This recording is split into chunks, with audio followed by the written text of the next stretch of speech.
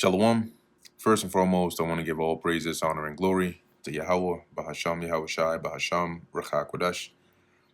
Double honors to the elders and the apostles of Great Millstone, and peace and blessings to the elect. And today we're going to go into the book of Deuteronomy, the 19th chapter. When the Lord Yahweh thy God hath cut off the nations, whose land the Lord thy God giveth thee, and thou succeedest them, so you take over, and dwellest in their cities and in their houses, thou shalt separate three cities for thee in the midst of thy land, which the Lord thy God giveth thee to possess it. Those would be the sanctuary cities. So you're going to separate them, as in you're going to select three cities that will be designated as sanctuary cities. Thou shalt prepare thee a way and divide the coast of thy land, which the Lord thy God giveth thee to inherit, into three parts, that every slayer may flee thither. So they're going to be of your land, three parts, measured, so to where each part would have one of those sanctuary cities. So it's not gonna be three sanctuary cities in one bunched up location. It says here that every slayer may flee. That's one that slays or kills somebody else. And this is more so the case for this, as the Lord is going to go into, is dealing with, or as Moses is going to go into, which is really the words of the Lord anyway, is when it's accidental. Okay. It says, and this is the case of the slayer, which shall flee thither, that he may live. Whoso killeth his neighbor ignorantly, whom he hateth not in time past. So this was accidentally, it wasn't intentional, and you didn't have any hate towards them. There was no tension, no beef, no what's the word I'm looking for here?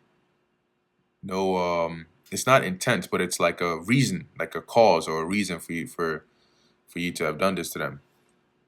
As when a man goeth into the wood, and his neighbor is, this is an example here, and his neighbor with his neighbor to hew wood, so they go to chop some wood, and his hand fetcheth a stroke with the axe to cut down the tree. So he's basically swinging the axe to chop the tree, and the head slippeth from the helve, so the metal part, the heavy part, or the head of the axe slides off, right, or flies off of the actual handle, and lighteth upon his neighbor. That means it hits him, that he die.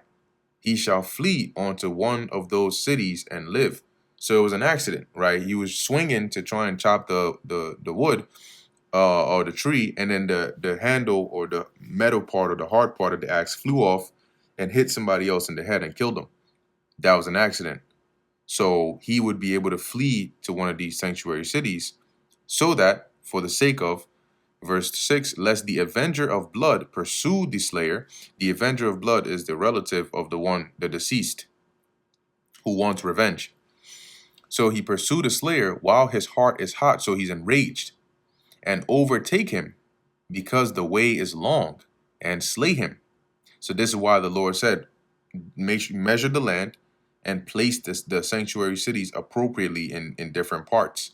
Because if somebody's all the way up north and the sanctuary city is like 3, 4, 5 tribes down south, this happens and he's trying to flee, but the avenger, okay, is so enraged that he chases the person and pursues after him. If the path is so long or so far, the avenger can easily catch up. That's what it means by overtake him, and then kill the guy before the guy can even make it to the sanctuary city. So to avoid a case like that, you have to strategically place them. As it says, whereas he was not worthy of death, inasmuch as he hated him not in the past time. So it was an accident, but he would still be killed because he wasn't able to make it to the sanctuary city in time. Wherefore I command thee, saying, thou shalt separate 3 cities for thee. And if the Lord thy God enlarge thy coasts, as he hath sworn unto thy fathers, and give thee all the land which he promised to give unto thy fathers, if thou shalt keep all these commandments to do them, which I command thee this day, to love the Lord thy God, and to walk ever in his ways, then shalt thou add 3 cities more for thee beside these 3. So you got these 3. If the Lord expands your he expands your land, your coast, and all that, you add 3 more. that innocent blood be not shed in thy land, which the Lord thy God giveth thee for an inheritance, and so blood be upon thee. So this is to avoid cases where one that is not worthy of death is then put to death. But if any man hate his neighbor and lie in wait for him, so he's plotting on him, and rise up against him and smite him mortally, right? It's a mortal wound, a deadly wound, that he die, and fleeth into one of these cities. So you actually commit murder, and then you run away to one of these cities. Then the elders of his city shall send and fetch him. So if it's known, they're like, yeah, we know there's evidence. This guy he's had it out for such and such, you know, and just based on the way he's moving, this doesn't seem like an accident. He plotted this. Once they find that out, the elders of the city where this guy fled from would send messengers and folks to go over to that sanctuary city and fetch him. They're gonna grab his ass up and bring him back and deliver him into the hand of the avenger of blood that he may die. So they're gonna bring his ass back and give him into the hand um, of the avenger, the one that wants revenge for the slaying of his deceased, and he's going to put the other guy to death. Thine eye shall not pity him that is the murderer, but thou shalt put away the guilt of innocent blood from Israel, that it may go well with thee. Right, by delivering the murderer into the hand of the avenger, so he can take him out. Verse 14. Thou shalt not remove thy neighbor's landmark, which they of old time have set in thine inheritance, which thou shalt inherit in the land that the Lord thy God giveth thee to possess it. So the landmark, the boundaries for, okay, the borders, this tribe, this tribe's land is here and here and here. You're not supposed to move that, right? NLT says, when you arrive in the land the Lord your God has given you as your special possession, you must never steal anyone's land by moving the boundary markers your ancestors set up to mark their property, because then you're going to start to, corrupt or mar the inheritance of the tribes. One witness shall not rise up against a man for any iniquity or for any sin, in any sin that he sinneth. At the mouth of two witnesses or at the mouth of three witnesses shall the matter be established. So if you only have one witness, that's not enough to be able to, establish that case. Or you need at least two or three witnesses. If a false witness rise up against any man to testify against him, that which is wrong. So he tells a lie. Oh yeah, I did see him do this, but that's not true.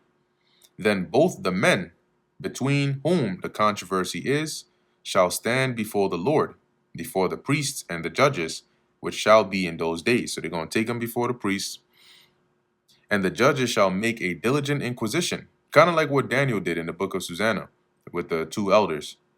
And behold, if the witness be a false witness, and hath testified falsely against his brother, then shall ye do unto him, that is the witness, or the false witness, as he thought to have done unto his brother. So shalt thou put the evil away from among you. So if this guy is bearing false witness against his brother, and let's say the person on trial got convicted, they would be put to death, or they would have some penalty where they have to pay, or they would be beaten. If they find out that this guy is a false witness, the penalty or whatever judgment would have happened onto that man on trial would actually happen onto the false witness. Verse 20. And those which remain shall hear and fear, and shall henceforth commit no more any such evil among you. Now, if the false witness got put to death, people will hear that. And if they're ever asked to be a false witness, they're going to think twice and be like, nah, dog, nah, the last person that did it, they got put to death. So I'm all right. Verse 21. And thine eye shall not pity, but life shall go for life, eye for eye, tooth for tooth, hand for hand, foot for foot. So if the penalty was life, the false witness gets life.